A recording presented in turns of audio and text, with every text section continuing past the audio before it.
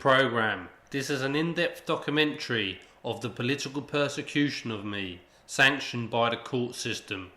I have been labelled, shunned, and condemned to a life of misery in isolation, hated and alienated by everyone, all under the pretext of government's continuous accusations that has never led to anything other than a perpetual state of extrajudicial persecution of me, where I have been the physical person in the limelight of the technological implementation that has been introduced via the program, otherwise known as the YET concept, where I have been in the centre of attention of millions of people across the globe, even though my physical being has been in complete isolation for years.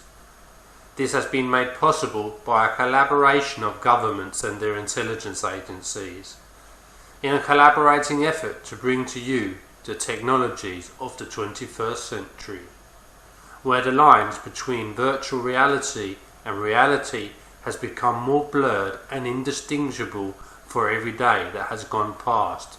You know me as it, or any of the other from A to Z accusations that I have been labelled with as the justification for the existence of this program.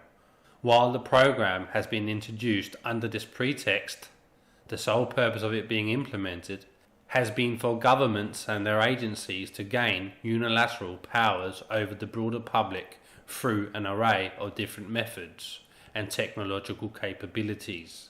These include coercive propaganda, scientific manipulation, psychological manipulation, brought to you through the medium of the 21st century, thereby manipulating our own biological impulses through synthetically generated impulses that have and are manipulating our own biological systems through our nervous system and brain, where these signals are being intercepted and translated into meaning, understood by any of our five senses as the messages that the signals have been and are being encoded with.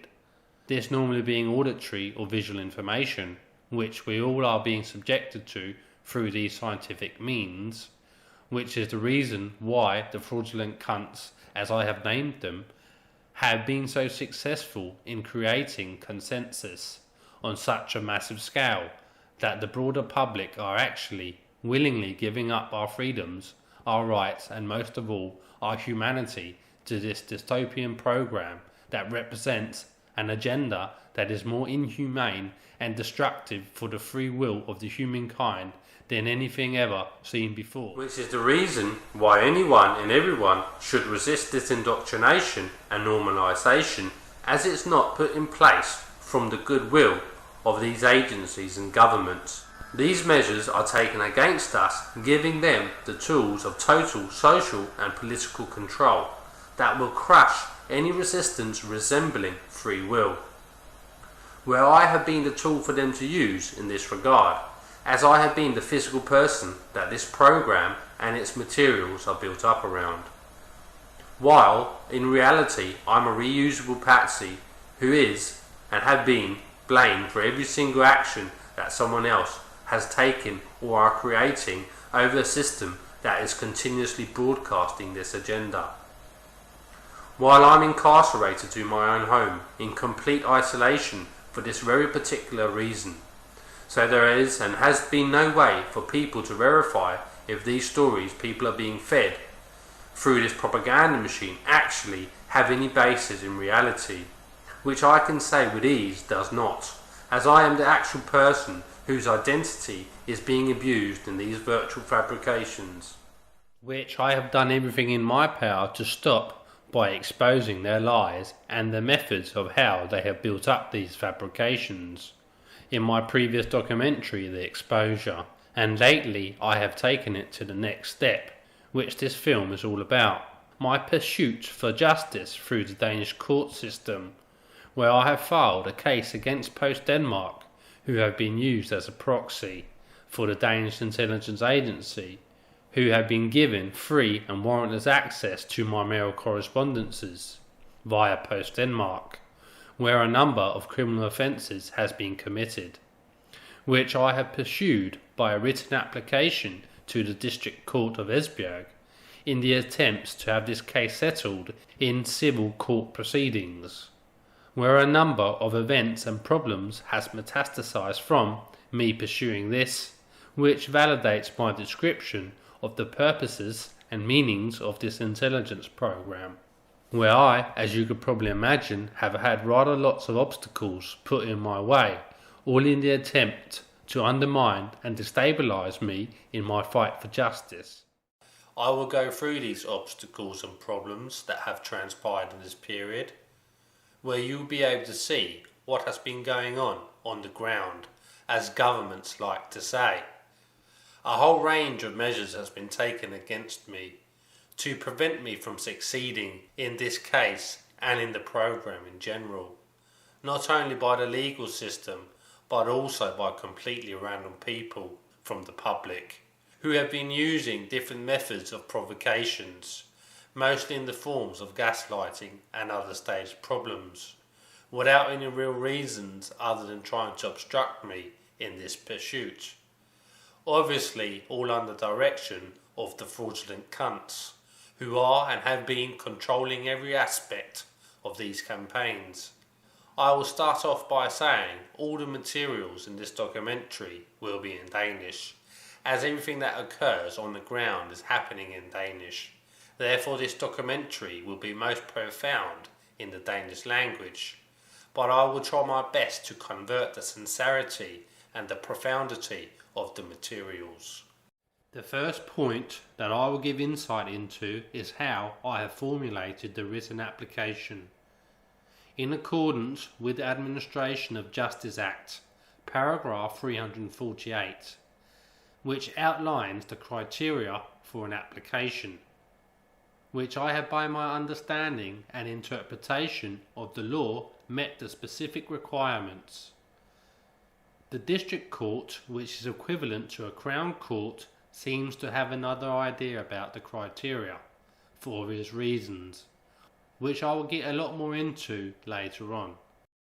Chapter 33 Case Preparation in the first instance 348. Action shall be brought by a written application to the court. Subsection 2. The application must contain 1. The parties' names and addresses within the European Economic Area where messages to the plaintiff regarding the case can be sent, and where the application can be served to the accused. 2. The name of the court where the case is being filed. 3. The plaintiff claim. 4. A detailed statement of the facts and law supporting the claim. 5. Notification of the documents and other evidence which the plaintiff intends to rely, and 6. The plaintiff proposal to the proceedings, c. 12 paragraph 3, and 20, 226, 227 and 353. These 6 requirements are fundamental, otherwise the court has the right to deny you your day in court, in accordance with the Administration of Justice Act, paragraph 349. I filed a case against Post Denmark on the 12th of June 2014, which happens to be on my birthday, and if you're thinking if this was on purpose, I can tell you that it was not. It was more a coincidence of timing, but nonetheless a bit symbolic. This is the actual application from the 12th of June, and because it is written in Danish, most of you will obviously not be able to understand the full context of every single word that is written. I will therefore translate some of the application and other parts I will talk about in English, so you can understand how I have formulated the application, what claims I have made, and some of the evidences that support my claims. Furthermore, proves that Post Denmark has given the Danish Intelligence Agency, PET, warrantless access to my in- and outgoing mail without any legal justification or warrants. As you see here on the first page, it is an overview of whom the parties are, with the names and addresses and so on, starting with me, Stephen Bell, the plaintiff, at the top of the application, and underneath Post Denmark, the defendant or the accused, and finally at the very bottom the court's name where the case is being filed, in this case the District Court of Esbjerg. All this is straightforward, and now you can see that the first few paragraphs from the procedural law are met, number 1 and 2. Now you can see the application is starting to look a bit more serious, Starting at the top of the page where the plaintiff's claims are noted, here you can see that I'm suing Post Denmark for a total of 75,000 kroner, which is not a lot, about 13 grand US, and a subsidiary claim for 60,000 kroner, which is about 10.5 grand US. And finally, a disclosure claim, asking Post Denmark to answer the following three questions. 1. Has there been presented warrants? 2. What has the police or police agencies used as justification? 3. What police agencies has it been? These questions are as basic as they can get, but they will and would explain a whole lot about this scenario, not just this one aspect of the program, but on the fundamental level of how things work behind the scenes these days, where law and regulations have no influence in the decision making of these people and agencies, who do as they please with no regard for anyone or anything except their own mission. This is a fact that has proven itself time and again throughout this program, and it's something many influential people do not want discussed or disputed in a court of law, or for that matter any other forum that still has some credibility, as the question would reveal something that most people already know but do not have any evidence to back up that knowledge, and the court case would create such evidence no matter the outcome. So with that in mind, let's go on with the application. Now you see that the requirements noted in the Administration of Justice Act, paragraph 348, number 3, is technically met under the plaintiff's claims. As I have illustrated, and as you can see outlined in the application, that I am suing for a grand total of 75,000 kroner and a subsidiary claim for 60,000 kroner. Both are claims that lays the ground for which outcome you want the court to favour. Here I have translated a part of the application for people to be able to read. This is part 4 of the sequence of events. Keep in mind that many law terms are not the same in different languages. The same goes for laws, sections and paragraphs. This translation is as exact as possible, with minor losses in translation.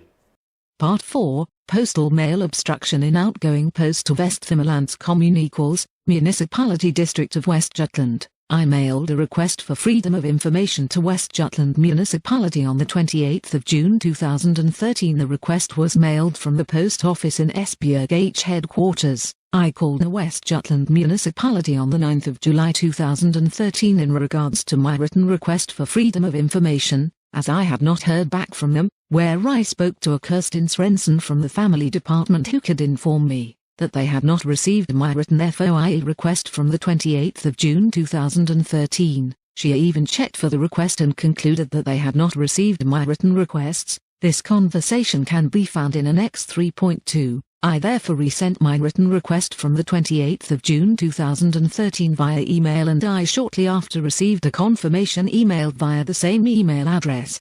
streetlights099@hotmail.dk, where it furthermore said that I was to expect some time before I could obtain the case files at the very latest in week 33 in year 2013. I received this message from a Louise Spangard Linnerup, from West Jutland Municipality, Legistra Department. This email can be found in Annex 3.4. I hereafter received yet another message from West Jutland Municipality from Alone Gruel, who is head of the Social Department, between 10 and 12 of July 2013, which also was a confirmation mail saying that they had received my FOIA request. This message was sent with normal postal mail, and in this letter it is specifically written that this letter was supposed to have been written on the 8th of July 2013, which was one day before I spoke with Kirsten Svensson. In the letter appears with a stamp on it from the 9th of July 2013, which is the same day as I spoke with Kirsten Svensson, and she, as you can hear in Annex 3.2, could not find my FOIA request anywhere in the system. This indicates that West Jutland Municipality has tried to cover up the mail obstruction of my FOIA request from the 28th of June 2013 that was sent via Post Denmark. This indication is further established in week 33, when I received the case files in my institutionalization on Sun Garden from 2002, where it says, We hereby send you the case files that you have requested in your FOIA from 28th of June 2013, which is a complete contradiction in regards to what Kirsten Svensson on the 9th of July 2013 said, as she couldn't find my request anywhere in their IT system, but in contrast could find a request from 2011, which means that West Jutland Municipality with a few types on a keyboard have covered up an illegal obstruction of mail to prevent me from having direct proof of this. Accusations are raised. Part 4, Postal Mail Obstruction in Outgoing Post to Vesthimmerlands Commune equals, Municipality District of West Jutland. One letter was sent from Esbjerg H Post Office which never arrived to the recipient. This obstruction in my mail correspondence has been illegal as the intervention hasn't met the requirements from the Administration of Justice Act 781 number 1 and 2 or 3. Therefore this is a violation of the Criminal Code 263 number 1, and the Criminal Code 152 subsection 2, as the obstruction or the disclosure has violated my pure private interests in such a way that the obstruction has prevented me from exercising my rights to FOIA, which Post Denmark has been well aware of, since Post Denmark has a duty to assist the applicable police authority in mail communication interventions, in accordance with the Administration of Justice Act 786. This therefore means that Post Denmark has witnessed the mail obstruction, which has been illegal since the intervention hasn't fulfilled the requirements from the Administration of Justice Act 781. This is not just a dereliction of duty from Post Denmark's side, moreover they have made themselves accomplices in a crime. This was only one part of the whole sequence of events. There are 10 parts in total, with one or more counts in each part, which consists of criminal law offences and civil law violations. But more importantly, on this stage you see how I have formulated my application in accordance with the Danish Administration of Justice Act, paragraph 348, subsection 2, number 4, which says an application must entail a detailed statement of the facts and law supporting the claim. And as you are able to see, this requirement has been fulfilled in my application, where the 2 points in number 4 are met in full accordance. The first part was the fact of the given situation, and the second part is the law that supports the claim, which cites law paragraphs that has been violated in the actions described in the facts.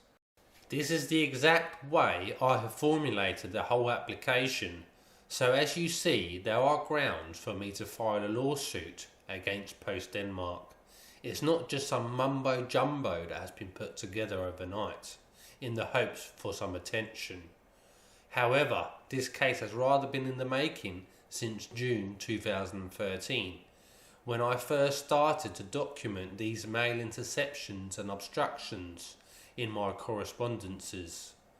And now, because I can prove what I say to a great extent, I'm being shut down and cut off from as many angles as possible to prevent me from making a case against Post Denmark, which will lead to a direct case against the fraudulent cunts, at least the Danish part of this programme, which is the Danish Intelligence Agency, PET, who administer this aspect of the programme.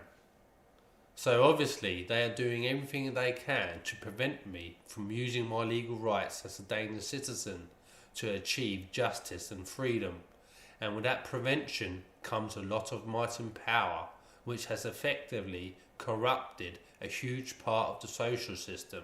This includes the court system and the police and so on. Which is one of the reasons why the District Court of Esbjerg stalled my case for 2 months before even officially looking at the lawsuit, to only reject the application with flimsy, if indeed legal reasons. And in this 2-month period there were several attempts made to either discredit me in public or stage provocations that was ultimately supposed to give them the power to section me to a mental institution. And that way I would have lost my rights and any definition of the word credibility. And just to give you a little taste of these stage provocations, here is some video footage that will show a fraction of what happens on the ground. I have subtitled this clip from my bank, where I as a customer am trying to find out some details about payments. and who was automatically set to receive money from me. Jeg skal lige have lavet nogle justeringer på min PBS. Ja. Jeg kan ikke lige selv gøre det, fordi jeg har ikke nogen kode til min NemID. Hvordan kan det være? Hvordan det kan være? Fordi jeg har smidt den væk, og så har jeg bestilt en midlertidig adgangskode, og så er der sket en anden fejl. Okay. Det jeg kan gøre for dig, det er, du har en mobiltelefon, kan det passe? Om jeg har mobiltelefon? Ja, det er selvfølgelig. 61 23 83. Ja. Hvis du finder en midlertidig kode, som kommer som en sms til dig, så kan du lukke på med det samme. I dag? I dag, ja. Inden for 8 timer skal du lukke på. Ja, vil du ikke lige gå ind og tjekke min PBS? Hvad jeg har sat til, og hvem der får betaling i den her måned? Jeg har ikke mulighed for nu her. Det synes jeg ikke.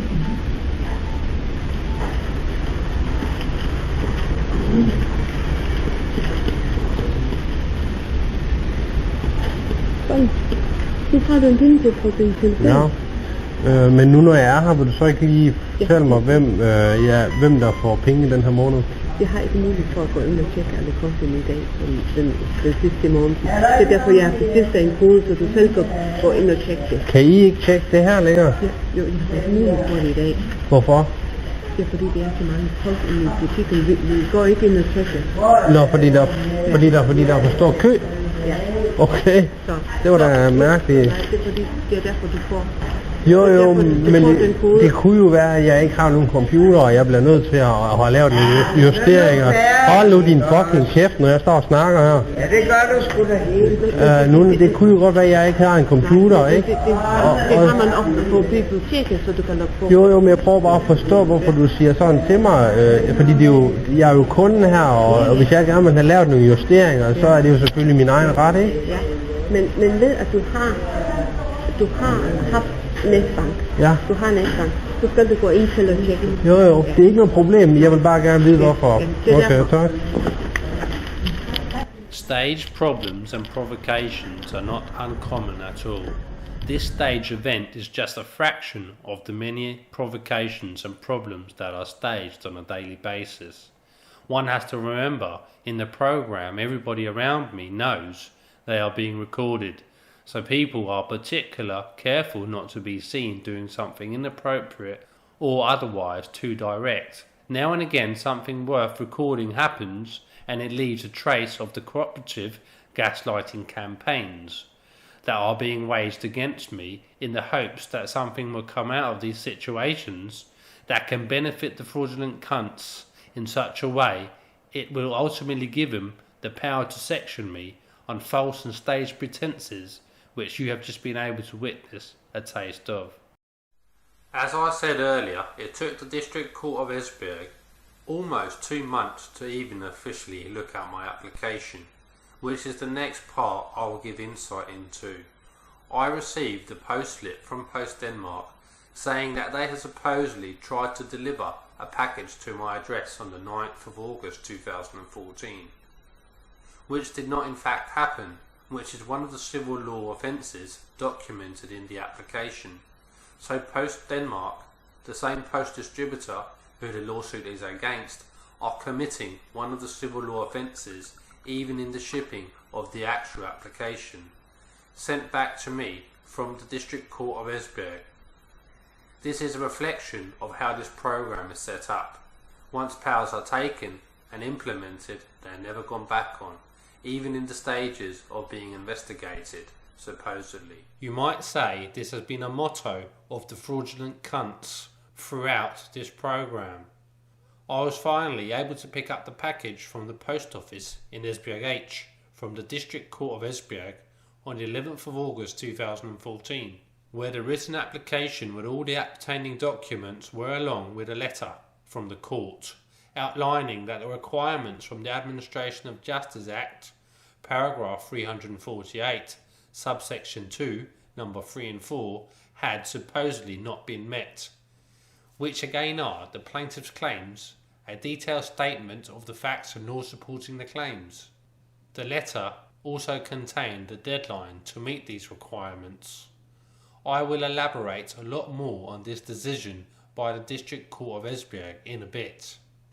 Here you again see the original application from the 12th of June 2014 with 2 claims, and as you were able to read from the sequence of events from Part 4, translated to English, it was a detailed statement outlining the facts and the law supporting the claims, which are the most fundamental requirements that are required of an application in accordance with the Danish Administration of Justice Act, paragraph 348, subsection 2.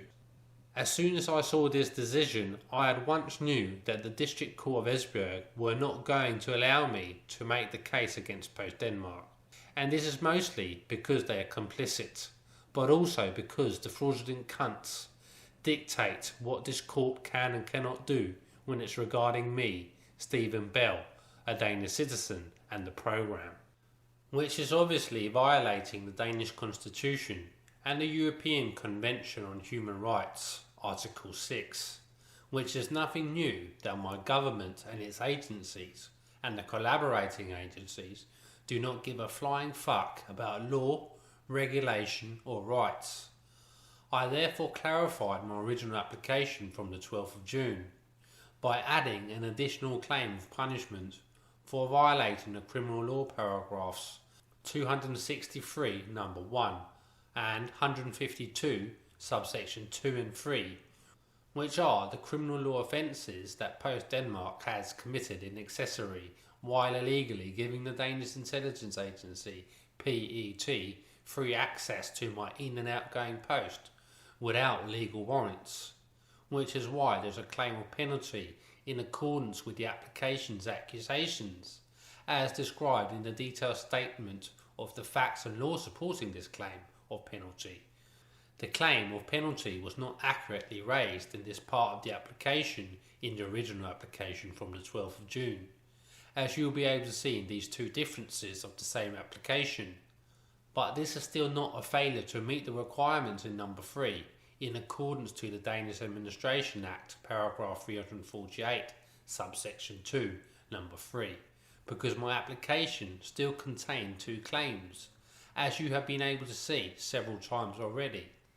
Furthermore, the plaintiff and the accused can raise as many claims and accusations as one wishes, as long as it is in the first instance of the proceedings, in accordance with the Administration Act, paragraph 358. This is a minor discrepancy which under normal circumstances would have been straightened out under the first instance of the proceedings, but because the District Court knew beforehand that they were going to dismiss my case no matter the substance of the actual application or the legal framework of the case, they have had to come up with some argumentation, which is why they're claiming that the most fundamental of requirements are not met, which is a blatant lie. As you have been able to read and seen for yourselves in this presentation, that the requirements from the Administration of Justice Act, paragraph 348, subsection 2, number 3 and 4, have been met, despite the District Court's claims.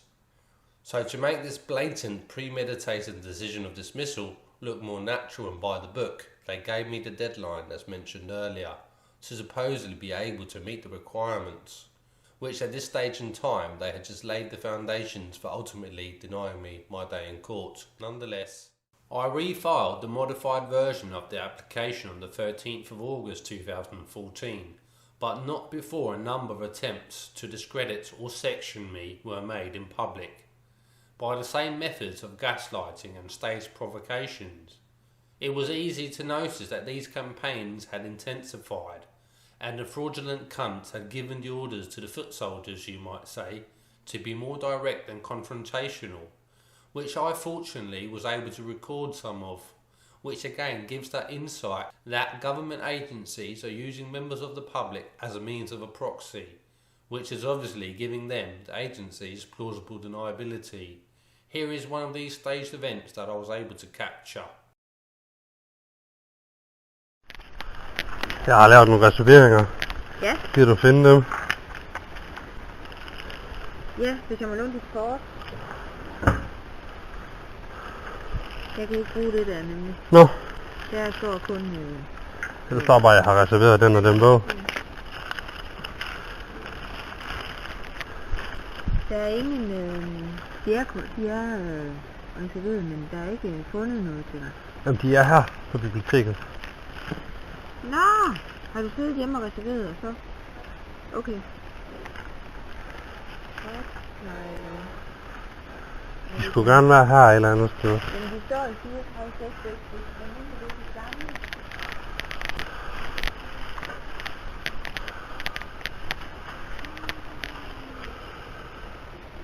Er det en kommenteret? Men jeg har reserveret 3 forskellige editioner. Altså her står retsplejeloven. Det er fordi den der, jeg har på skærmen, det er ikke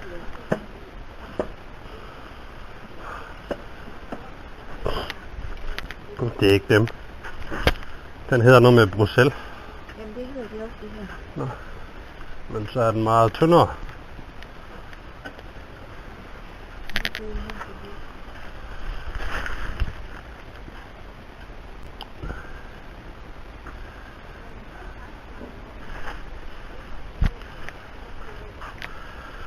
Det er heller ikke dem, der jeg har reserveret.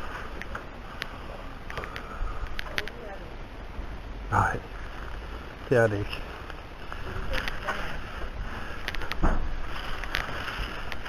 De bøger, jeg har reserveret her. Prøv nu at høre hvad. Undskyld, må jeg lige tale færdig? Nej, det må du ikke. Så glem det dog. Jeg prøver på at fortælle, hvad for en bog, jeg har reserveret. Så vil du ikke engang høre på det. Er du også bare ude på at skabe et lille problem mod ingenting? Det er du ikke godt ekspedere dig selv, hvis du ikke kan snakke om det. Det er da lige præcis det, jeg gør. Det gør. Det er dig, der laver problem mod ingenting. Jeg siger, at den bog, jeg har reserveret, er meget tyndere. Ja. Men det vil du tydeligvis ikke høre på. Så jeg ved ikke helt, hvad de problemer er. Jeg prøver på at hjælpe dig og guide dig i forhold til, hvad jeg har reserveret. Ja, det er fint. Nej, det er det jo tydeligvis ikke. Du ved godt, hvad vi siger om dig, ikke? Hvad I siger om mig? Nej, det ved jeg ikke, men det kan du jo fortælle mig så. Det vil du ikke? Nå. Hvorfor kom du så med så et lille indslag? Du har reserveret. Hvad er det, I siger om mig? Ingenting. Det er det da. Ellers ville du ikke komme med sådan en lille spydig kommentar, vil du? Retsplejelov, det står det.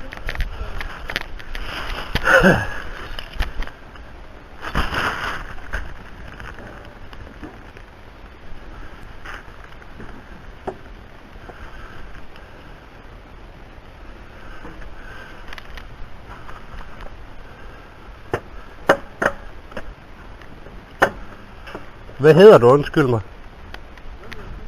Tina hvad? Okay. Ja.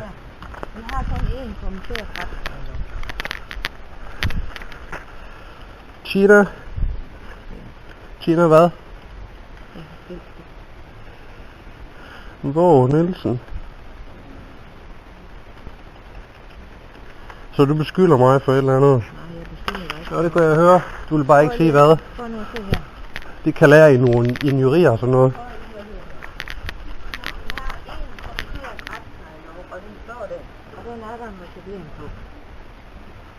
Har du bedt om at få den skaffet fra et andet bibliotek? Nej, de er på det her bibliotek.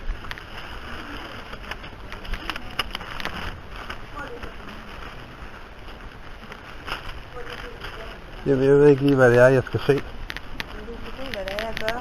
Jeg vil lige før, du er ved at beskylde mig noget, og du vil i hvert fald ikke finde de bøger her, som jeg har reserveret. Og nu vil du lige pludselig gerne, efter du har beskyldt mig for et eller andet. Er vi enige om Det er lidt mærkeligt opførsel, ikke? Sådan en bibliotekardame, der ikke sådan burde kende mig på nogle områder, men tydeligvis har en eller anden baggrundsviden omkring mig. Eller tror hun har i hvert fald. Prøv nu at se her. Er vi enige om, at Jamen, her har vi...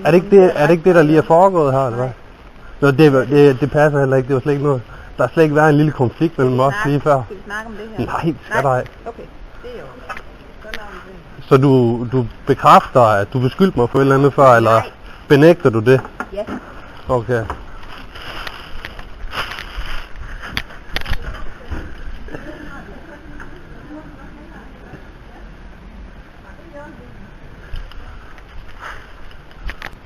Jeg skulle lige...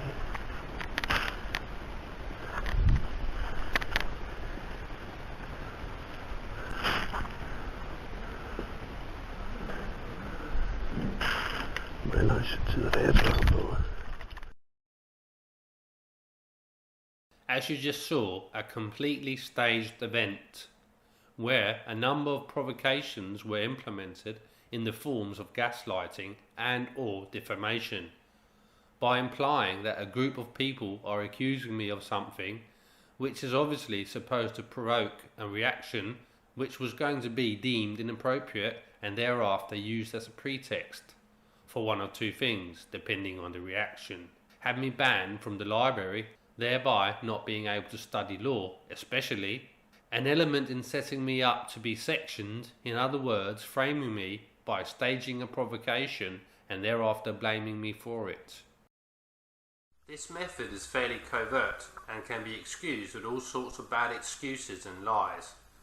One thing that cannot be covered up, though, is the total bizarreness of a complete stranger in a public library suddenly out of the blue says, "We are a group of people who call you something, or rather accuse you," then not willing to follow up on the sentence, which obviously indicates that she knew she was being recorded, and therefore not willing to finish her slanderous sentence, and when questioned further, completely denying the fact that the conflict had transpired just minutes beforehand. And because my reaction is fairly professional, one might say, and the fraudulent cunts don't get what they want out of the situation, the whole staged event gets forgotten and nothing further happens. But let's say something happens to go wrong and the person or group who is used gets wound up or can't follow the exact lines that they are given, and suddenly parts of the story comes out that's not supposed to be said. That's when the person or group incriminate themselves in such a way that it can be used in a court of law as direct proof of what everyone already knows to be fact. This will be when the fraudulent cunts use their plausible deniability and leaves the person or group out to dry, and that's how things operate in the intelligence world, and this program is an intelligence program of the highest magnitude, and therefore everything is always planned beforehand, and there will always be contingency plans of different levels to the different people who are involved, and each level containing a narrative to that certain group of people who have that level of awareness. And there will be other levels for people who have more insight, and there will be the level of complete denial of any participation in these coordinated gaslighting campaigns if anything goes wrong, and that's exactly what has happened in this case against Post Denmark, because they have been so arrogant and careless that they never thought that they were going to leave any tangible evidences of the illegal mail interceptions and obstructions that has now amounted to a clear-cut case involving not only PET, the Danish intelligence agency, but also the court system itself allowing this to go on, among many other things that are much more serious and obviously illegal, that would be found out as this case transpired in the proceedings of a civil court case. Because Post Denmark have no interest in obstructing and surveilling my correspondences. There is no motive, and that is so clear that the only conclusion anyone can come to is that the police authorities are committing these illegalities for other reasons, which they cannot obtain legal warrants for, therefore proving that these obstructions and interceptions have been for other reasons. And as anyone can work out, this has everything to do with the program. In addition, all this will be discussed in the proceedings of a court case in detail. I will or would certainly make sure to raise these questions, and that will automatically lead to Post Denmark having to defend themselves, and the only defence they have is that the police authorities have demanded access via Post Denmark. So as you see, this is the same conclusion. The only difference is then fact will be established in a court of law with a judgment, and then there is no longer the opportunities to plead ignorance.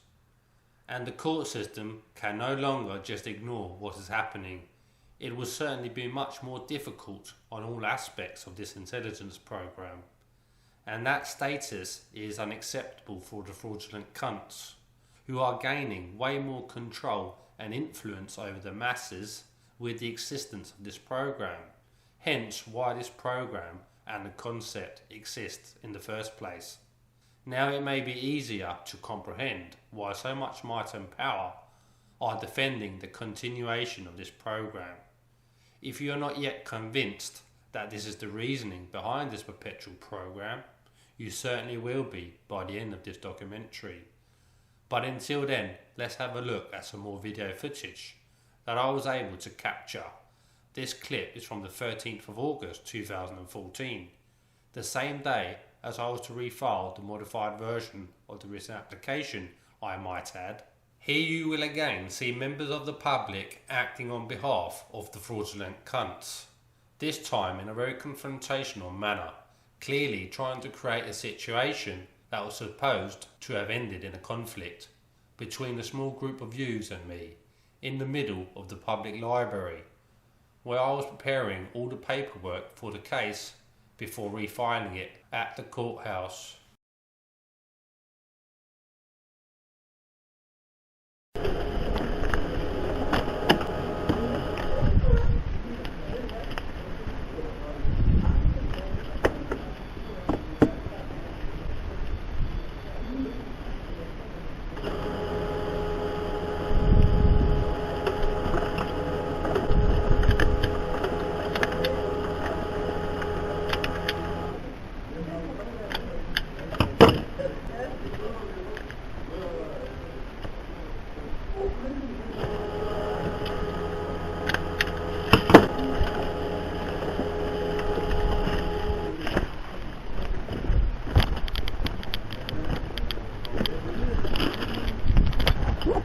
Halløj.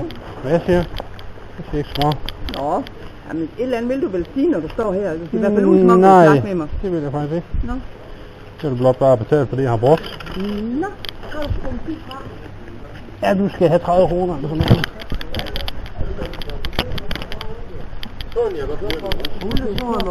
Spiller smart? Hvorfor spiller jeg smart? Fordi jeg går forbi dig, eller hvad? Du er måske ikke vant til, at folk de går forbi dig. Har du problemer, eller hvad?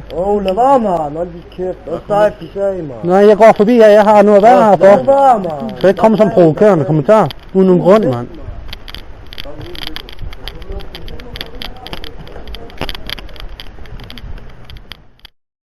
So as one could clearly see, these provocations are premeditated.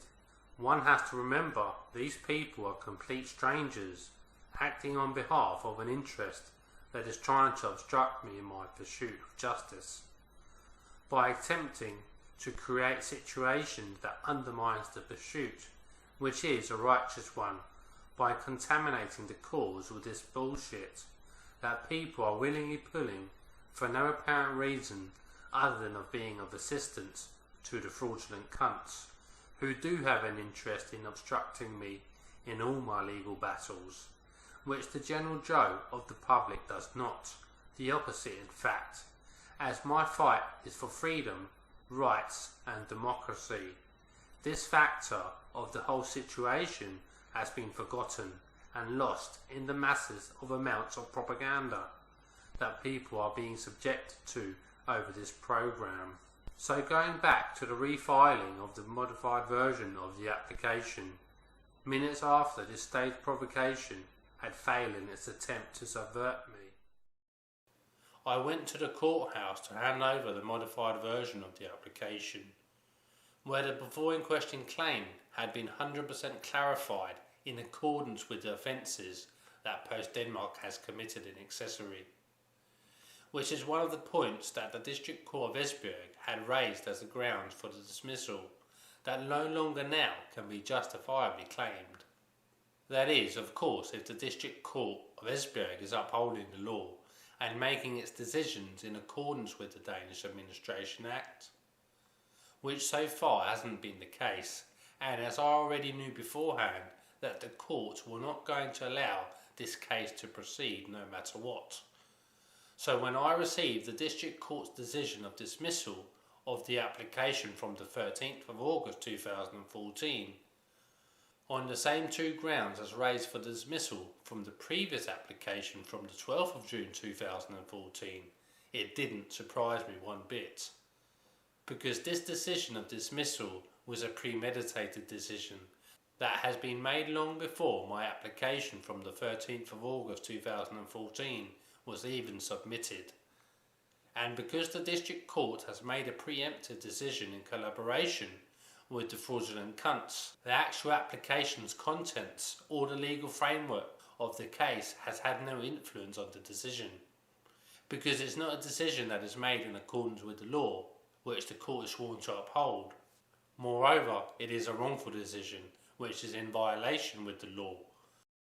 The court finds that on these grounds the application does not meet the requirements of the Administration of Justice Act paragraph 348 subsection 2 number 3 and 4. Therefore the case shall be dismissed in accordance with Administration of Justice Act paragraph 349, subsection 1. Case closed.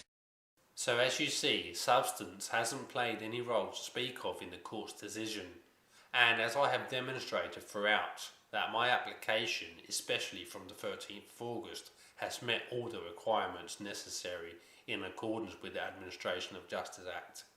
Which is the only thing that matters in this case, because this law is what sets the requirements and rules for civil court cases in Denmark, not the judge's opinion, and especially not the intelligence agencies' attempts to subvert a legal case that will reveal their own involvement, which is exactly what this case will or would have done without a shadow of a doubt. This decision of dismissal is a decision and not a ruling at this stage of the proceedings, which I unfortunately tried to pursue in a flawed manner, not to my mistake but to my unawareness of a new Administration of Justice Act paragraph 389A that took into effect on the 1st of July 2014, which makes it impossible to appeal any decision or ruling without first applying for an appeal permission through the Process Licensing Board. As in before, 1st of July 2014, one could appeal a ruling to the High Court without an appeal permission, which I, to my misfortune, didn't know, and the way I went about pursuing my appeal came back to hinder me later on. Here is what happened and how the District Court deliberately withheld this information from me despite numerous conversations where I made my intentions clear that I was going to appeal the wrongful decision to the High Court. First of all, I made an oral request on the 4th of September that the decision of dismissal from the 1st of September 2014 be changed to a ruling of dismissal, which is possible to request in accordance with Administration of Justice Act paragraph 349.2. In that belief that I will be able to appeal to the High Court without first going through the Process Licensing Board, which would have been possible before the 1st of July 2014.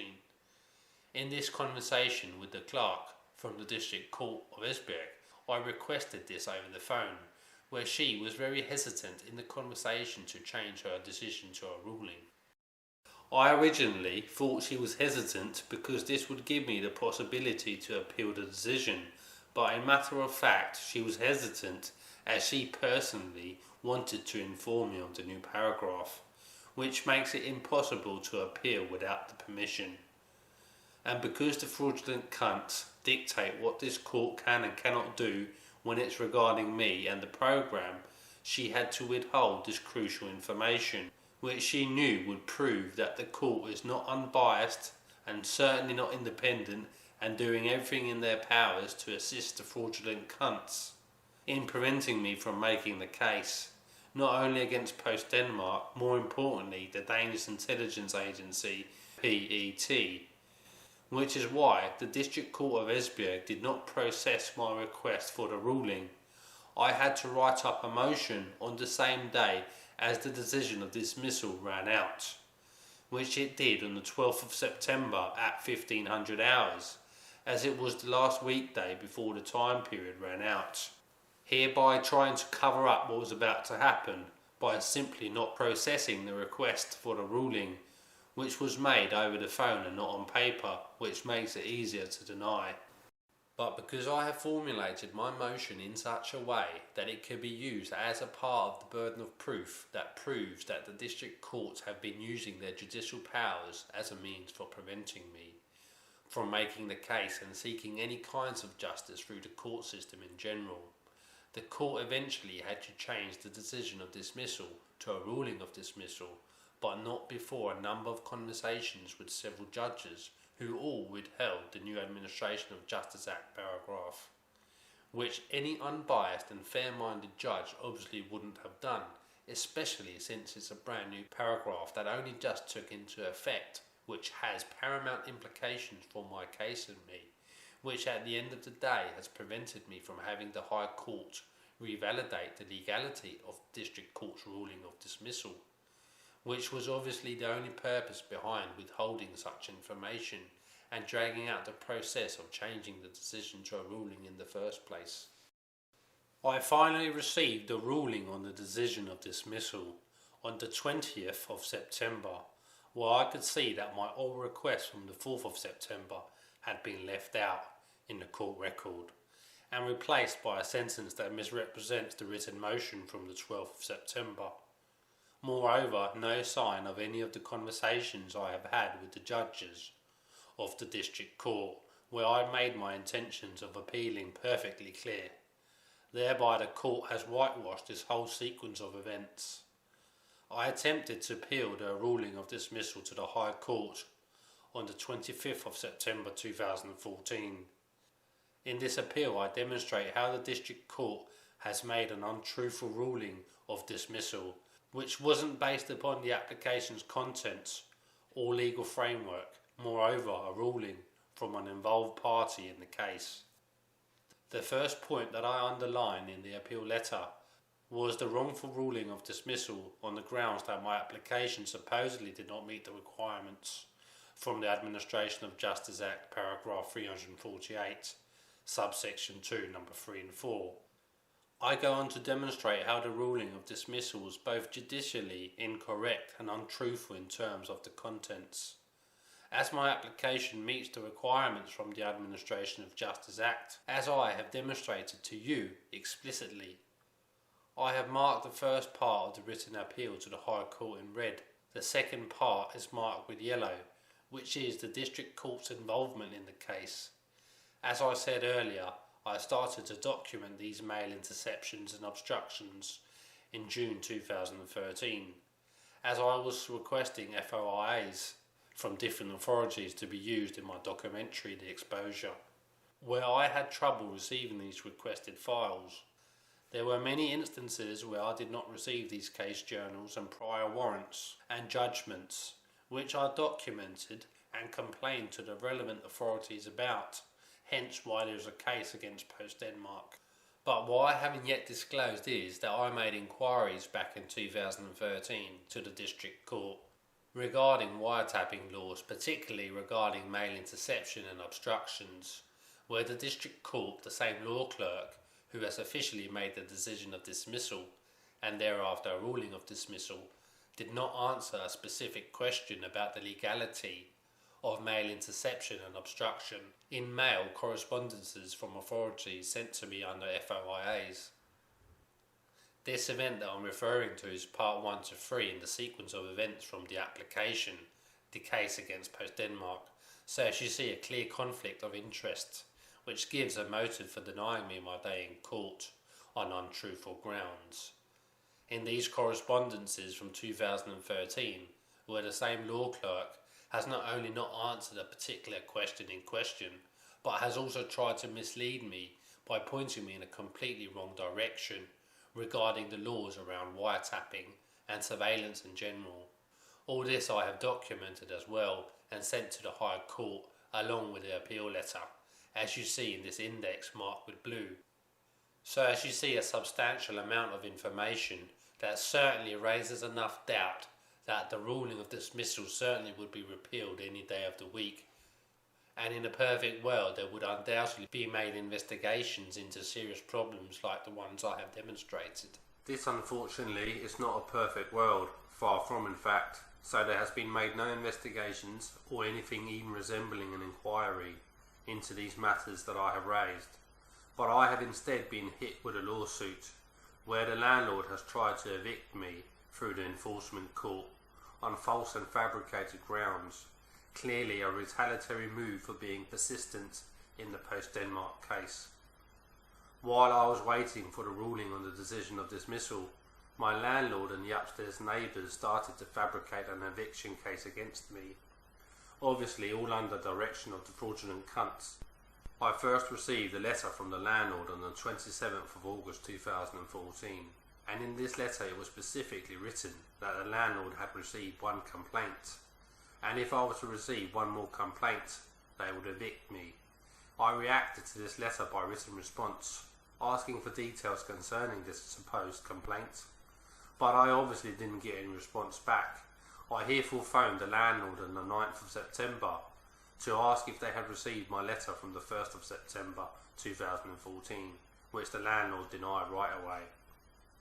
I therefore resent the same letter again, while I also attached the screenshots from the original email from the 1st of September, proving that I had already sent the same response, which proves the landlord is lying straight off the bat. I wanted to have the landlord confirm to me that they had received my response, so I therefore called the landlord over the phone the next day on the 10th, where it was confirmed that they had received my response, where the conversation quickly evolved into a discussion because the landlord didn't want to answer any questions whatsoever about this complaint that they had supposedly gotten, and furthermore suddenly claiming that they had received 2 complaints and not 1, even claiming that the letter didn't say what it actually says, and this kind of nonsense. The more I put my arguments across, the more complaints the landlord had suddenly received. All this was actually pretty comical in this phone conversation, which I of course had the recording of, and this was to be an important factor later on. I quickly received another complaint from the landlord on the 17th of September, this time demanding that the supposedly disturbing behaviour cease at once, or the landlord would evict me. I did not pay much attention to this, since I had already heard what kind of fraudulent grounds they were trying to evict me on. Therefore I did not worry too much about this. And it didn't surprise me either when I got my eviction notice on the 29th of September 2014, which I responded to in a written letter on the 30th of September, simply saying that I was not going to move anywhere until their so-called grounds for the eviction had been tried in a court of law. I not long after received a letter from the enforcement court saying that they had received an application to evict me through them. I simply made my representation clear that I was going to represent myself, and I therefore wanted a copy of all the intended documents the Heiko Group intended to rely. I received these documents through the court on the 1st of November 2014, where I could see that Heiko Group and the upstairs neighbours had fabricated their eviction grounds on complete lies, stemming from these 2 tenants who have only just moved into the apartment building in May of 2014. And in these documents, these tenants have made outrageous claims of disturbances. Moreover, I discovered that Heiko Group had committed document forgery and intended to rely this document in court as part of their burden of proof, which undoubtedly is a criminal offence in any country. Here is why. As I said earlier, the first letter from the landlord Heiko Group was from the 27th of August 2014, where it specifically said that they had received 1 complaint, and if they were to receive 1 more complaint about me, I was to be evicted. And in this document sent to me from the court, the landlord suddenly has 8 complaints from August 2014, which is 7 complaints extra that suddenly has appeared out of nowhere in the period from the 4th of August until the 24th of August, all from the same 2 upstairs tenants, who have consistently made complaints every other day.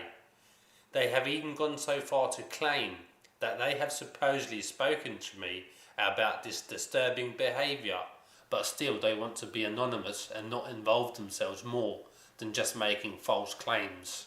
That's how pathetic this whole thing is set up. I received a court date for the 19th of November 2014 in this case.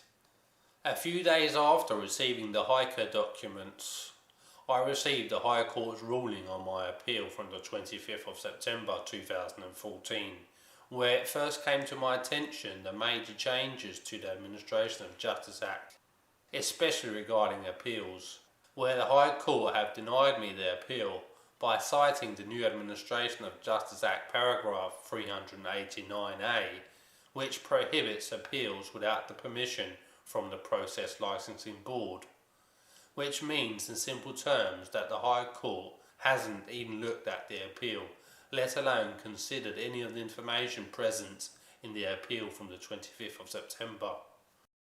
Which was predictable had I only known the changes to the Administration of Justice Act, which obviously was the whole point of withholding this information from me, so I would lose my appeal opportunity to the High Court, which is exactly what has happened. And not like the District Court has made a wrongful ruling of dismissal, the High Court has made a judicially correct ruling that is in accordance with the Administration of Justice Act. There are no arguments to that, but what is disturbing to me at least is that the High Court didn't even consider the information, considering the circumstances surrounding the District Court's ruling of dismissal, which was so blatantly wrongful and full of bias. And one has to remember, if the program was a legitimate surveillance operation, these things I'm being subjected to wouldn't happen. There would be no reasons for the courts to lie, and there would be legitimate reasons for having me under surveillance. But because the program is an illegal surveillance program which has been implemented under 117 false pretexts, the program is violating every law known to man, hence all the corruption, lies and deceit. This I somehow had to explain in a manner that was constructive, factual and not too full on to the Process Licensing Board, where I applied for permission to appeal to the Supreme Court on the 18th of November 2014. I have formulated an appeal application in such a way that it highlights the District Court's wrongful ruling and their bias, which has been the only reasoning for the District Court to withhold the new Administration of Justice Act paragraph, resulting in me losing the appeal to the High Court on that basis alone. Furthermore, proving to the Process Licensing Board that the District Court is an involved party in the surveillance case against Post Denmark. Not only because the District Court has the legal obligations to give out warrants if they are applied for, and the circumstances for the warrants meet the requirements of the Administration of Justice Act. More specifically, the court's involvement in trying to cover up these illegal mail interceptions and obstructions, as documented in the correspondences from June 2013, where the same law clerk who has made the wrongful ruling of dismissal has also not answered a particular question in question from the application sequence of events, part 1 to 3, and thereafter tried to mislead me regarding wiretapping laws and surveillance in general, as I demonstrated to you earlier. I go on to appeal to the Process Licensing Board why they should permit me the appeal permission to the Supreme Court, where I write that the High Court's ruling of dismissal of the appeal from the 25th of September was judicially correct in terms of the requirements in accordance with the Administration of Justice Act. But considering the circumstances of the District Court's wrongful ruling and the several factors which proved that the District Court had been using their judicial powers as a means of obstruction towards me and my case, the High Court should have considered these factors in their ruling and therefore repealed the District Court's ruling of dismissal on these backgrounds, instead of dismissing the appeal based upon paragraph 389A, which prohibits appeals without the permission, as this would then mean that the Administration of Justice Act is only upheld when it's beneficial for the court system, and therefore I sincerely hope that they would give me their appeal permission so that these untraditional problems could be resolved before this case stained the Danish court system more than it already has, basically appealing to the common sense and logic of the Process Licensing Board. I still haven't received the Process Licensing Board decision on my application for an appeal to the Supreme Court. The only thing that I have managed to gain awareness of is that the Process Licensing Board's decision will most likely not be decided upon until a number of other Supreme Court applications. Regarding the Administration of Justice Act, paragraph 389A has been decided upon by the Supreme Court. The purpose of this is for the Supreme Court to define 389A in short. Nevertheless, as you well know, my appeal application entails a hell of a lot more than just this single element, which there is no precedence for yet. Therefore, this could well be another stonewalling of my case. This I will not know until I hear the Process Licensing Board decision on my application. But the potential for this being just that is considerably higher than not, which unfortunately makes me unable to finish my reporting on this case in this documentary, which yet may be the reasoning for this delay. So I have no other choice than to carry on with the last chapter, the High Court case and their document forgery. I met in court on the 19th of November 2014 in the High Court eviction case.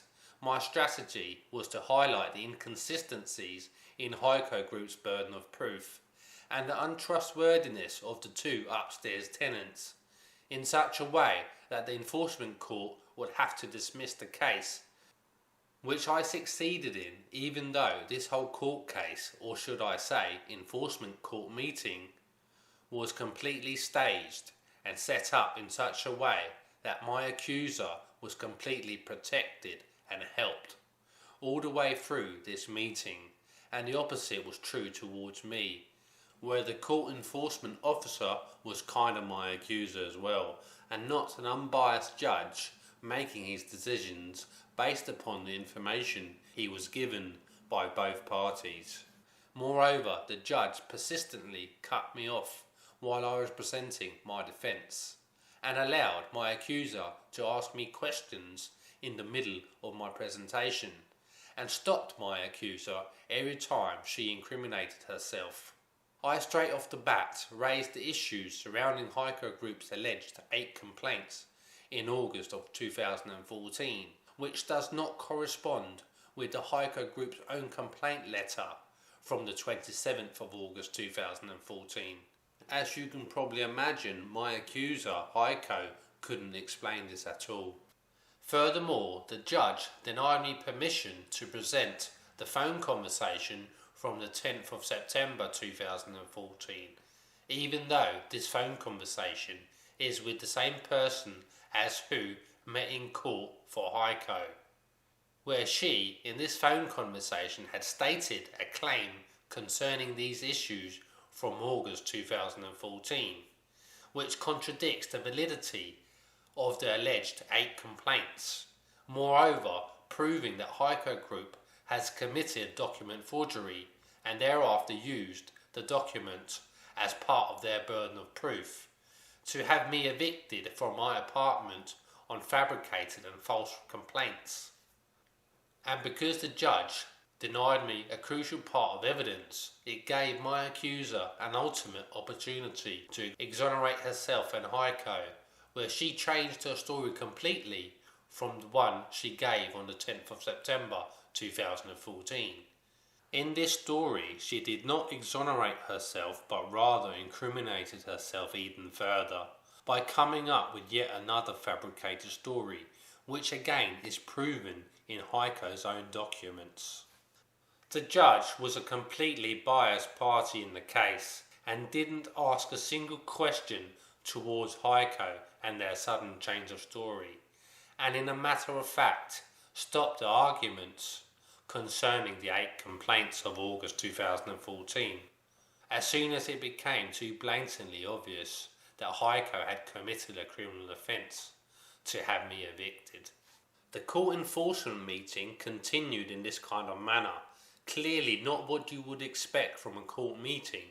There was almost no hiding the fact that they were trying to set me up. And it again comes back to the programme and the post-Denmark case, as this was no more than a test run set up by the establishment to test and analyse me in a situation where it really mattered, and this whole charade was nothing more than a cover story for this to happen. This fact became crystal clear when I received the court ruling on this case. Even though I won this case, the ruling mentions nothing of any of their attempts to have me evicted on false and fabricated grounds, which was uncovered in the proceedings of this meeting. Not even a mentioning of the HICO employee attempt to exonerate herself, nor is there any mentioning of the answers that she gave under this court meeting. In addition, major parts of my presentation are left out completely in the court record. Other sentences are completely fabricated, which I have not stated under this court meeting, which now suddenly appears in the court record as statements I have made. My attempts to present the phone conversation from the 10th of September 2014 as part of my defence is also left out in the court record in the proper context.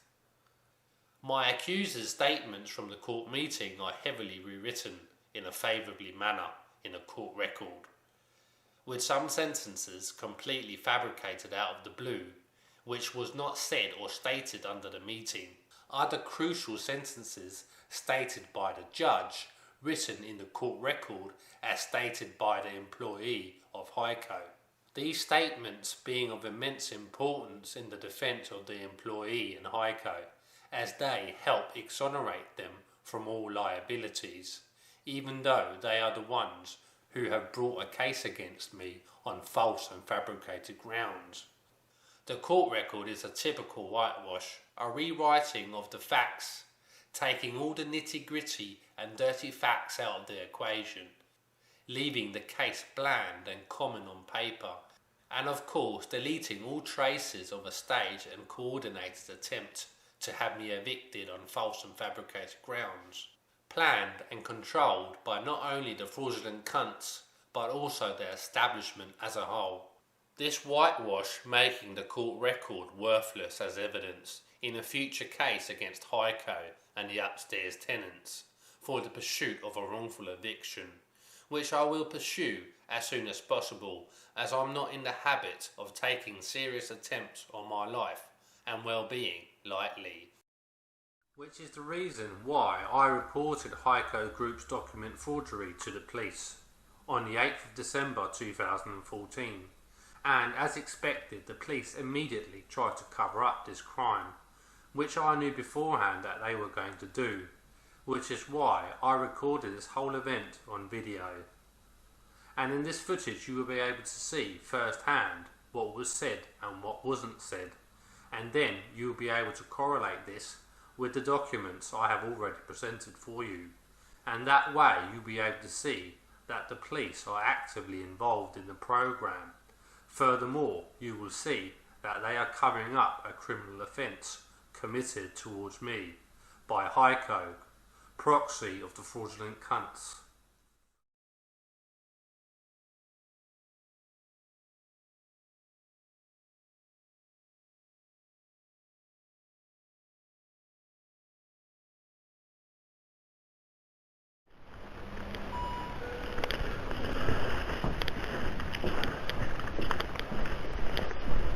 Goddag.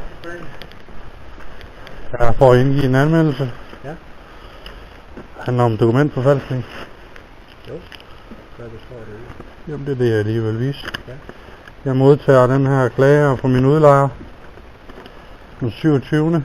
august, hvor der står beskrevet, at de har modtaget en klage.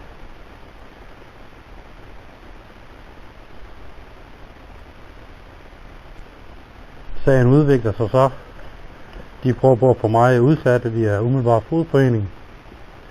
Og jeg får en indkaldelse, eller en forkyndelse den 29. Og derefter får jeg bilagene tilsendt, som de agter at påberåbe under sagen.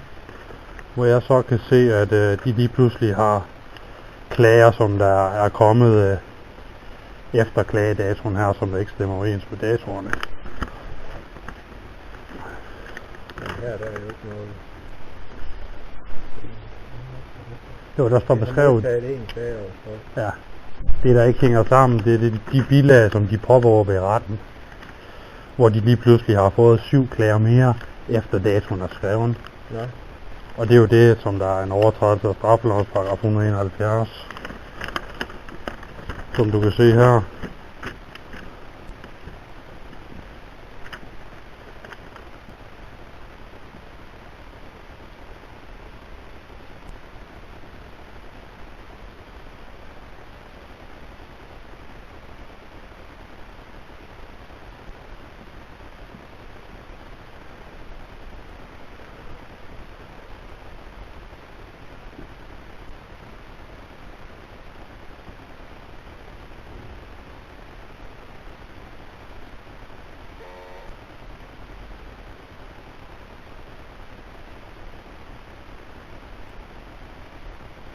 Jamen er det ikke, bilag til den? Bilag til sagen, jo. Til at de har fået en klage, som omhandler de punkter her. Er det ikke den samme, hvis jeg læser? Jamen altså det der sker, det er, at Prædikegruppen i en udlejer påstår, at de har modtaget en klage. Så sender de sagen i fogedretten. Ja. Så indleverer de nogle bilag, der lige pludselig er, hvor der lige pludselig er flere klager, end det der oprindeligt stod på den skrivelse fra den 27. Ja. Og det er jo derfor, at der er et problem, der ikke hænger sammen. Og jeg har bragt det her op i retten, og hvor jeg har snakket med en person, der hedder Annika Jensen fra Prædikegruppen, som har besvaret meget modstridende i forhold til det, der står i selve teksten her. Mm. Og sagen, den bliver så afgjort via bekendelse her den 26. i 11. Hvor at retten afviser sagen, til fordel for min påstand om afvisning. Mm. Og nu anmelder jeg så det her dokumentforfalskning, fordi det er en straffelovsovertrædelse. Men hvad er det, der er dokumentforfalskning i? Hvad er det? Det kan du ikke se. Nej. Man påstår på et tidspunkt at have en klage. Ja. Det er ligesom, hvis der er en, der påstår, der har begået et indbrud. Ja. Og så lige pludselig i retten, så er der lige pludselig begået 8 indbrud, selvom der kun er skrevet, selvom man kun er anmeldt et indbrud på starten. Ja, men som jeg forstår det her, så er der indgivet en klage, og det er dokumenteret med de her punkter her. Nej, her står der beskrevet, at de har fået en klage. Et enkelt stykke klage. Ja. Her har de 7 ekstra klager. Jamen det er ikke fra 7 forskellige personer. Nej, men det er der på 7 forskellige tidspunkter. Jamen det har ikke noget med at gøre. Og det har det. Det kan vi stå og diskutere herfra til Sønderjylland. Ja. Men det ændrer ikke på det. Mm.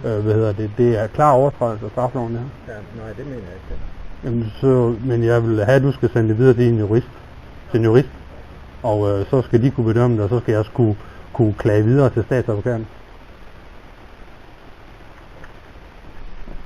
Jeg vil afvise en klage, eller din anmeldelse om her.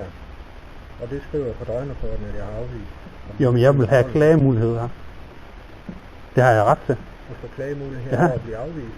Ja, hvis politiet nægter og efterforske en straffelovsovertrædelse, så har jeg mulighed for at klage den til statsadvokaten. Jeg mener ikke, grundlag for det her. Jamen, hvis du ikke mener det, så skal du stadig sende det videre til en jurist, som juristen skal afgøre det, og så får jeg derfra en klagemulighed til statsadvokaten. Reglerne er simple og klare. Jamen, det kan godt være, at det er det i din hoved, men... Jamen, det er da ikke mit hoved, det er da retsplejeloven. Jamen, den ene klage her, den består af de her optegnelser, som er sendt ind. Nej. Det er ikke 6 eller 7 forskellige klager, det her. Jo, det er. Det er det, du påpeger. Nej, det er ikke. Men prøv, det giver jo ingen mening, det du siger. Jamen, Jeg får et brev den 27. august, hvor de står, at de har fået en klage. Ja. Og så står der yderligere, så frem vi får endnu en klage. Ja. Så ser vi frem til at nødsige lejemålet. Ja. Og især men i selve de bilag, som der er kommet efter den her klagedato, så har de lige pludselig modtaget mange flere klager, end de egentlig oprindeligt først har påstået. Og der er der noget, som der ikke hænger sammen. Og det hænger jo heller ikke sammen på de datoer og sådan noget. Så hvis de har skulle fået så mange klager på et tidspunkt, hvorfor har de så ikke sendt en klage til mig inden den 27. august, næsten en måned efter den første klage? Jamen, som jeg forstår den her, så modtager de en klage over, at der de og de datoer er blevet begået det og det. Prøv at se, personen, som der har indgivet de her klager, har haft kontaktet Heiko-gruppen de første 5 gange med enkeltvis af klager. Så det hænger jo ikke sammen, det du siger. Personerne, som der har indbragt det uberettede klager, som kendelsen også har afvist, der står der jo, at de har været ringet ind til Heiko-gruppen flere gange for at give klager. Ikke blot bare én gang at sige, at vi har så antal klager, men de har ringet mange gange og givet klager. Og det passer jo ikke med den dato og den beskrivelse her. Jeg ved ikke helt, hvorfor du prøver på at krænge dig udenom det her. Jamen, fordi jeg mener ikke, der er en sag. Jamen, så synes jeg, at du skal sende det videre til en jurist. Jamen, det gør jeg ikke. Men du er velkommen til at skrive en skriftlig anmeldelse. Som det, jeg har mail om, hvad det er, nu mener der er. Jeg har fodsagenummer, jeg har dokumenter, der påviser det, jeg siger til punkt og prikke. Hvorfor er det lige, du ikke vil sende det videre til en jurist med det samme? Fordi jeg mener ikke, at det er, som du påpeger. Du mener det ikke? Ja. Det kan jo ses i de papirer, som du står og holder. Nej. Sort på hvidt. Jamen sådan, det er dig, der tolker den. Jamen du kan jo ikke lave det om, det der står sort på hvidt. Det er ikke det er ikke mig, der har skrevet de her bilag.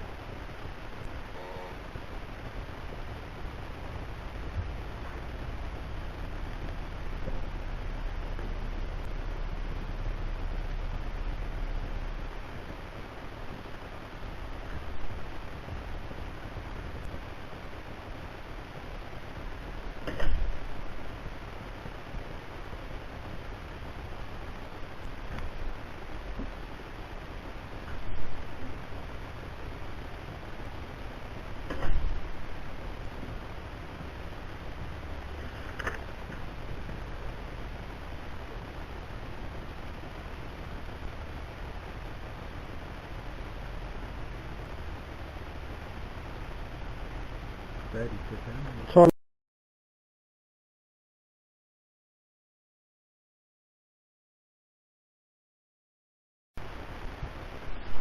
adressen som den er. Det er min adresse, ja. Og nummer ovenover, det er fodsagsnummer.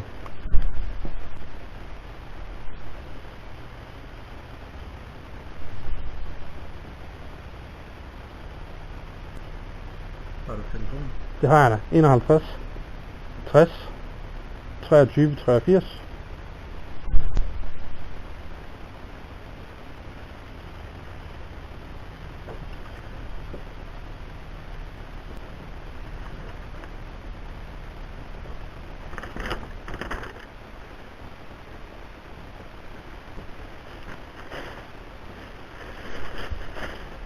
Hvad hedder du, hvis jeg må spørge? Henning Vestergaard. Så vil du have været her, og du vil høre fra politiet. Hører jeg så fra jer af, siger du? Ja. Okay.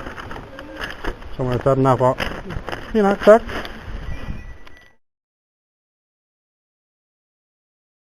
Let's recap on the police cover-up of Heiko's document forgery.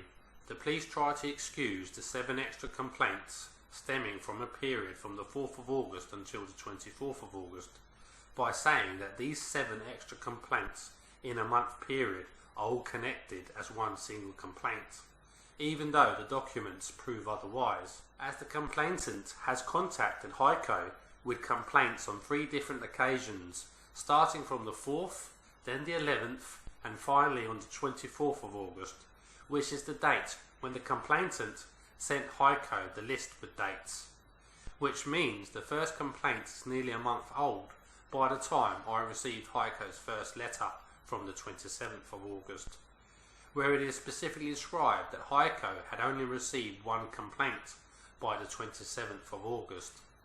This is direct proof that Heiko has added the 7 extra complaints after the fact, in support of their burden of proof to have me evicted on these false and fabricated grounds.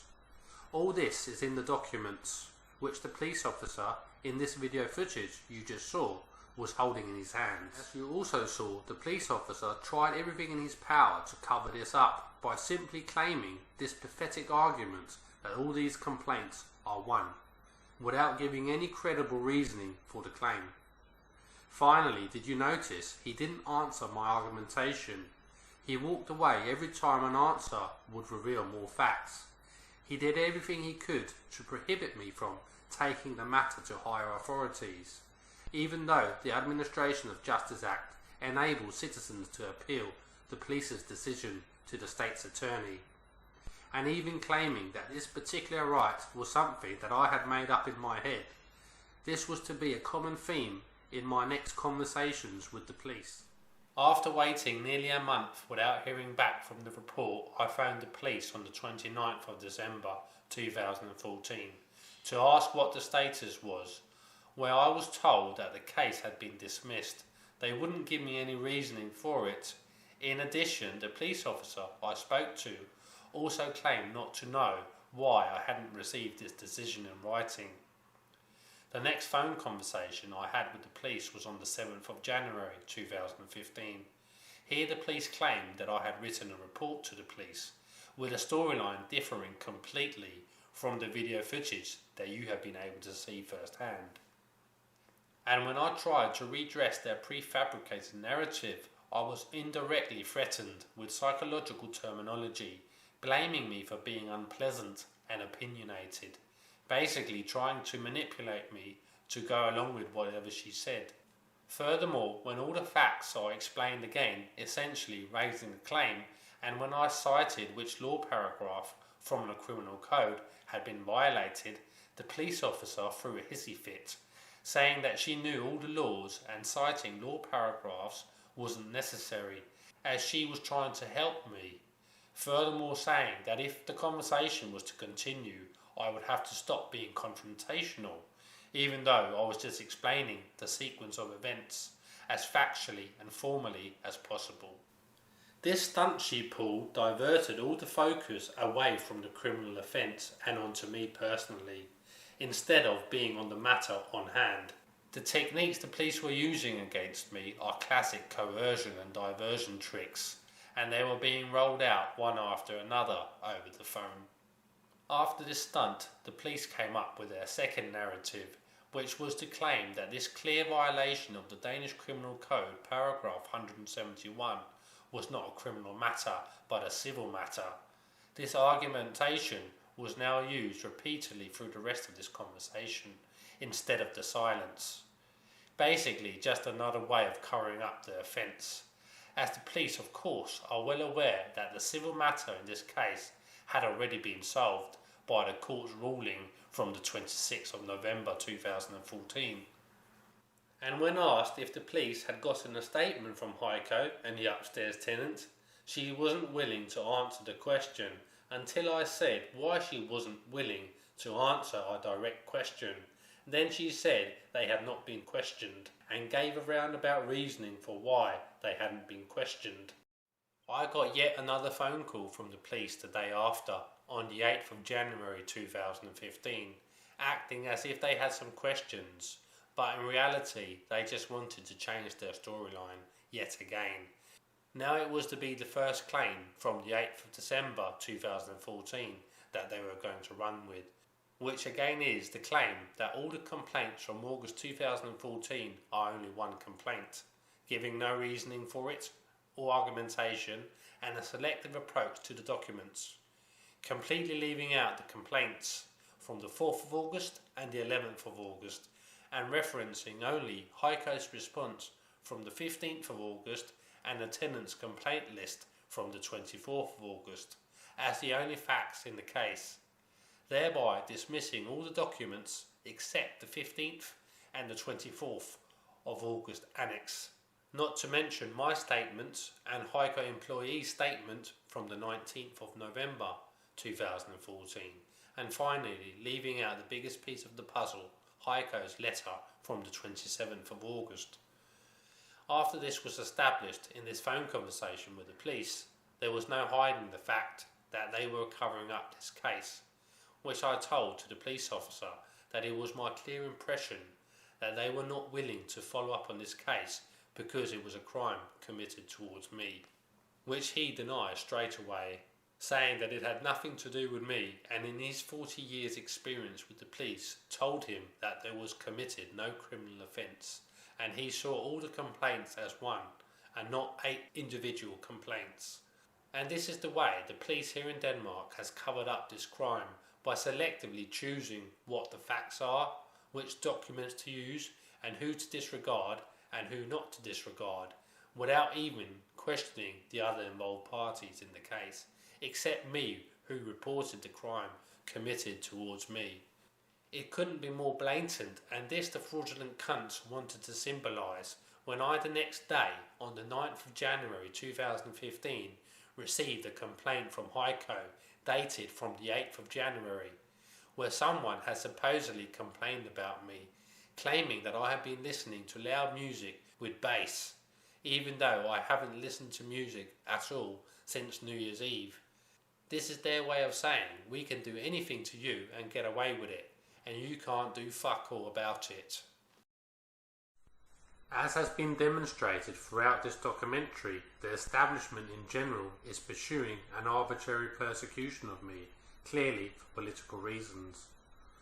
As none of the events that have transpired has had any resemblance of legal representation, moreover there is clear proof of a perpetual operation conducted towards me. And this is undoubtedly the program which has made my life a living hell, and effectively, in the same instance, coerced and corrupted the different branches of government, not to mention wielding a lot of influence and power over the general public. So what are the grounds for me to claim these harsh accusations if you are not already convinced? First of all, the District Court's obstruction of justice by dismissing a pretty clear-cut case that met all the requirements necessary in accordance with the law which regulates civil court cases, by simply dismissing the case on false grounds. The High Court's willingness to ignore and neglect the actions of the District Court of Esbjerg, even under the circumstance where a substantial amount of documentation proving that the District Court had conducted themselves illegally to block and dismiss the surveillance case against Post Denmark had been presented to the High Court. The previous correspondences with the District Court of Esbjerg from June 2013, which is part 1 to 3 of the sequence of events from the application, which proves that the same law clerk who has ruled wrongfully in the Post Denmark surveillance case has also deliberately avoided to answer a particular question in question regarding mail interceptions and obstructions in post correspondences between me, a citizen, and government institutes. In addition, also tried to mislead me regarding wiretapping laws in general. If this is not proof of that, then this is at least strong indications that the District Court is an involved party in the same surveillance case, and considering all the other factors, then there's not much room for any doubt that this is a fact. The complete random people from the public carrying out unprovoked gaslighting and stage provocation campaigns to hinder and obstruct me in my pursuit in the Post-Denmark surveillance case. The Heiko eviction case, which again involves random people, in that sense that none of the involved people have any connection to me whatsoever, where Heiko, my landlord, and the upstairs tenants fabricated an eviction case against me in retaliation for pursuing the Post Denmark surveillance case, all under direction of the fraudulent cunts. Moreover, in the same instance committing a criminal offence in the interests of their burden of proof to have me evicted on false and fabricated grounds. The enforcement courts siding and guiding Heiko through the enforcement court meeting in a favourably manner, and thereafter the complete whitewash of the court record, leaving out all the facts which proved that Heiko and the upstairs tenants had not only fabricated an eviction case against me on false grounds, but had also committed a criminal offence in their actions to have me evicted. Essentially a rewriting of the whole case differently in the court record, leaving the case common and bland on paper, thereby deleting all traces of a staged and coordinated attempt to have me evicted on false and fabricated grounds. Finally, the police cover-up of Heiko's document forgery, which proves that the people that conduct these operations for the fraudulent cunts are protected and essentially given the green light to commit illegal actions without any fear of prosecution or punishment for committing illegal offences. And regarding the police, only your imagination or the imagination of the fraudulent cunts are going to set the limits of what they are willing to do if an opportunity arises. It means that I'm living in very dangerous and unpredictable times where anything can happen at any time, and one thing is for sure, I will be set up, killed or imprisoned sooner rather than later, and that's a fact that I have to live with for the rest of my life.